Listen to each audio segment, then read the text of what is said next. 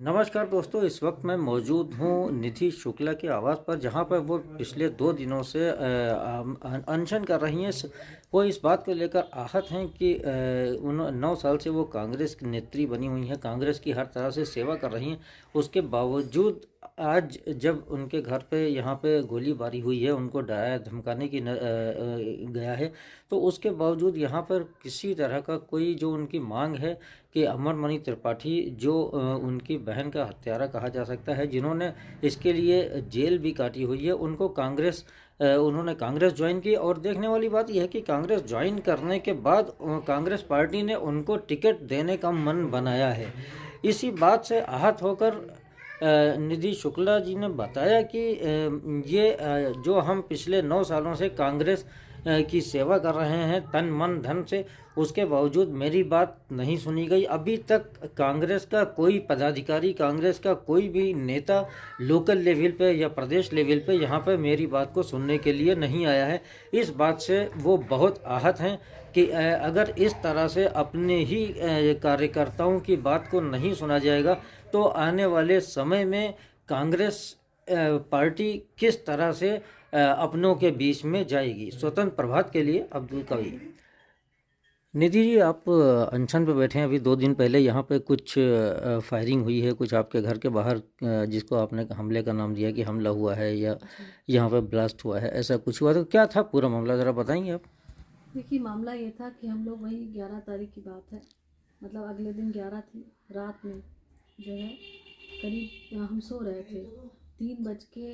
अच्छा, हमारी एक आदत है कि हमेशा हम लाइट ऑन करके सोते हैं, तो सो रहे थे तो एकदम से करीब 3:10 पे एकदम से धमाका हुआ।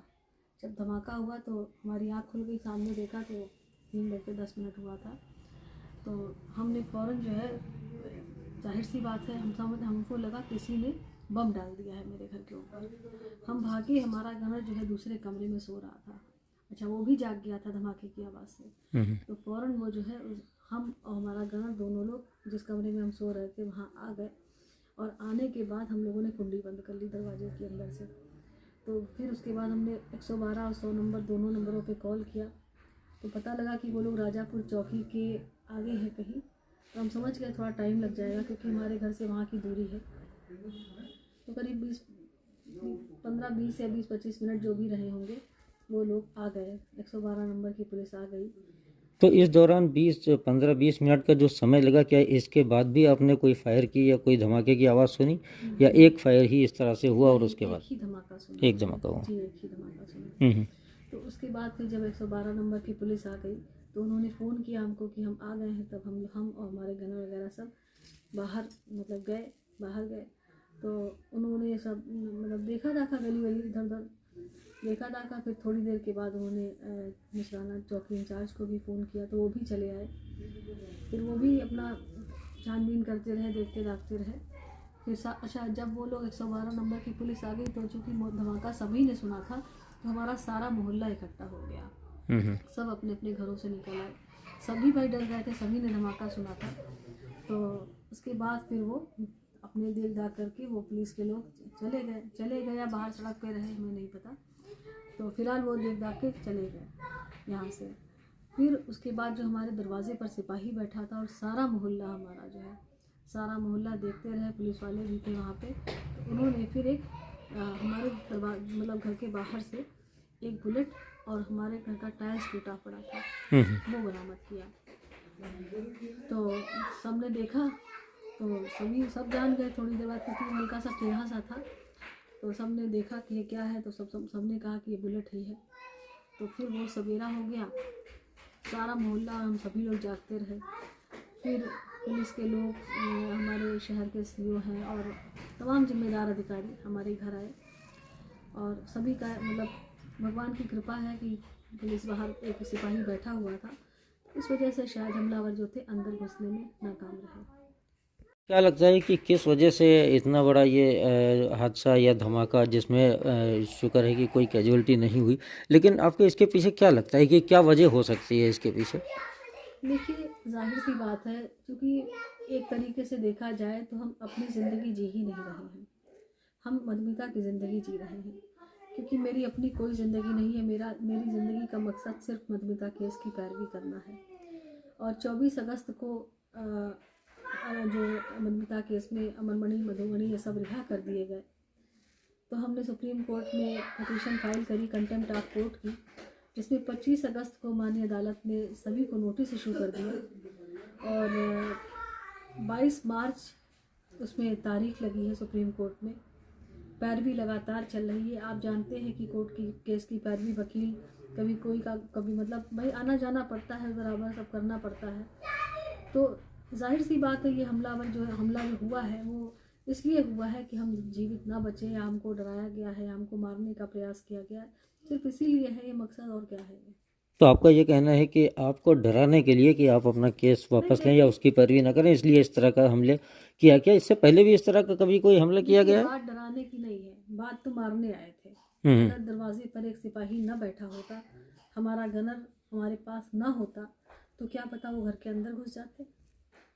ये इत्तेफाक से हमारी जान बच गई। और हमला तो हमारे मतलब घर पे इस तरीके से पहली मर्तबा हुआ है। बाकी धमकी समकी तो मिलती ही रहती हैं, आप जानते हैं, धमकी भी मिलती रहती है, सब कुछ होता रहता है, वो तो एक, लेकिन अब कहाँ तक धमकी हम सुने। लेकिन हमला जो है हमारे वहाँ इस तरीके का हमला वो पहली मर्तबा हुआ है। अच्छा, आप अनशन पे बैठी हुई हैं, तो आपको लेके अनशन पे बैठने से क्या मांगे हैं, आप क्या कहना चाहती हैं पार्टी से अपनी? अनशन तो हम कांग्रेस के कार्यालय पे करना चाहते थे, लेकिन अब चूँकि हमला भी हो गया तो हमारे लोकल पुलिस ने कहा कि देखिए ऊपर वाले कृपा से और सबकी सक्रियता की वजह से कोई कैजुअल्टी नहीं हुई है, तो आपका इस तरीके से सड़क पर बैठना मुनासिब नहीं होगा, तो आपको जो करना है आप अपने घर पे करिए। तो इस वजह से हम अनशन पे बैठे हैं और हम कांग्रेस पार्टी के एक समर्पित कार्यकर्ता है, प्रदेश कार्यकारिणी में है, और उसके बाद हत्यारों को शामिल किया जा रहा है हमारी पार्टी में। तो राहुल जी से की जो न्याय यात्रा है वो अमरमणि जैसे लोगों के साथ कैसे न्याय यात्रा हो पाएगी। मेरी मांग कांग्रेस पार्टी से, राहुल गांधी जी से, प्रियंका गांधी जी से यही है कि किसी भी तरह से या तो वो हमको निकाल दें या अमरमणि को पार्टी से निकाल दें। तो क्या अभी तक आपके पास कोई कांग्रेस का पदाधिकारी यहाँ पे आया है, आपसे कोई बात करी है इस तरह?